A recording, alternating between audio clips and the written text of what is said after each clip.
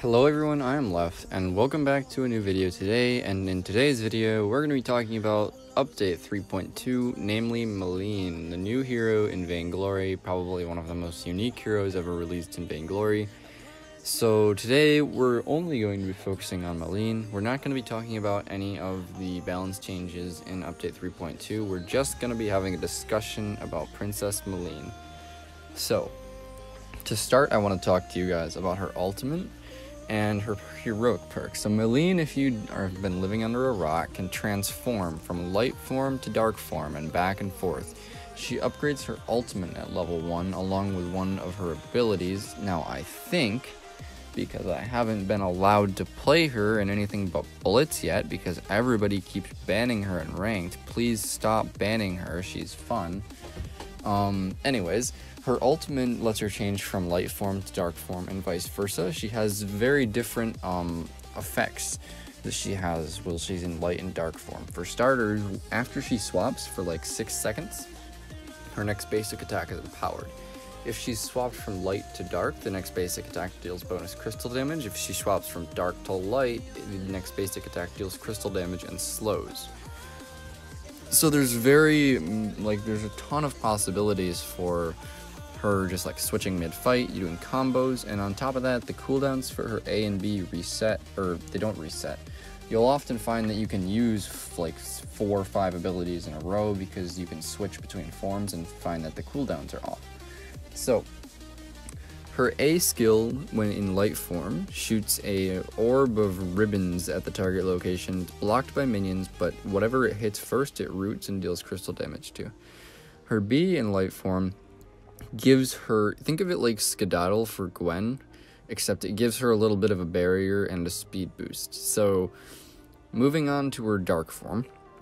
Her dark form A is called Dark Tendrils, or Shadow Tendrils, and it shoots these 3, bursts of energy in target direction. They each deal their own instance of damage, and they don't have a very long range. So it's mid-range, kind of awkward to use sometimes. Then her B in dark form is what I really like. It's called Wicked Escapade. She completely disappears into a pool of shadows and reappears wherever you move after a set amount of time, and people that are standing on where she disappeared take damage. So, as you can tell, Malene is a very complicated hero. Everybody's banning her in ranked. Nobody wants anybody on their team or the other team to play her yet because they're afraid of new things and they don't want people who aren't very good at her to be playing her in ranked.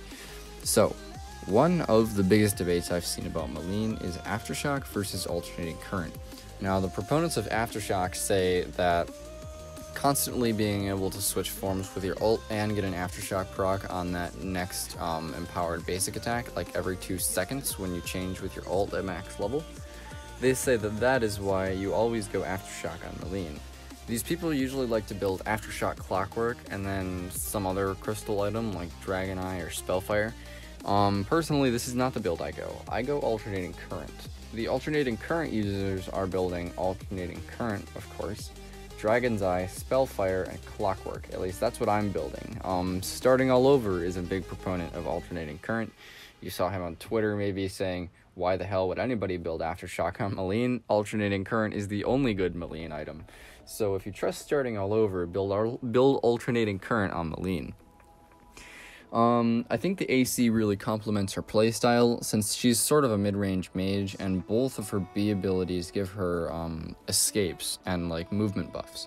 So she can very easily dance on the edge of fights with those abilities while getting the alternating current procs and building up Dragon's Eye stacks and things like that. Next, let's talk about her position. She was advertised as a mid laner, but I don't think that's where she best fits. I think she either works as a top laner or a jungler. For top lane, you always want a durable, escapable hero in the top lane. I say escapable because the enemy's red buff is on your top lane side, meaning that at the beginning of every game, the enemy jungler and bottom laner, one of them red buff, are going to be camping your lane, making top lane very hard for you.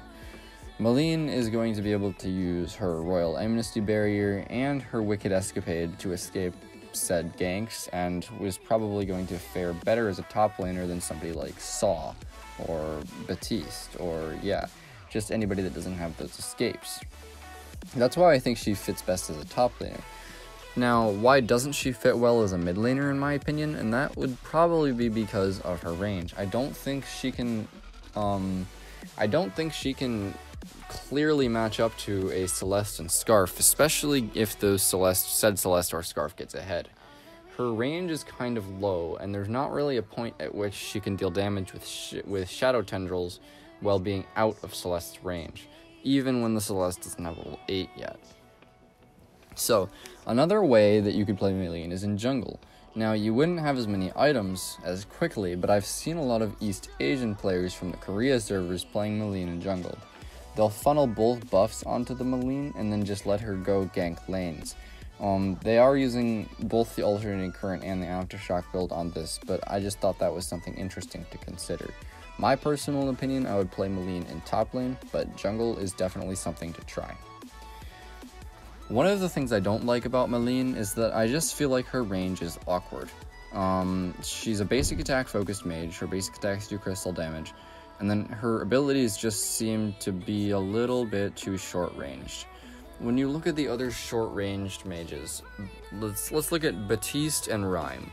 These mages work well because there is a reason for other mages to not want to be close to them. For Baptiste, that's Ordained. For Rhyme, that's his Root and his Valkyrie. Now, Celeste doesn't want to get close to them because of the threat of the crowd control that they bring. Malene has only one crowd control ability, and that's her ribbon root thing, which gets blocked by minions and has an awkwardly short range. So I don't really know where she fits on the mage scale because there's not really any deterrent for enemies that are going to be getting in close to Malene.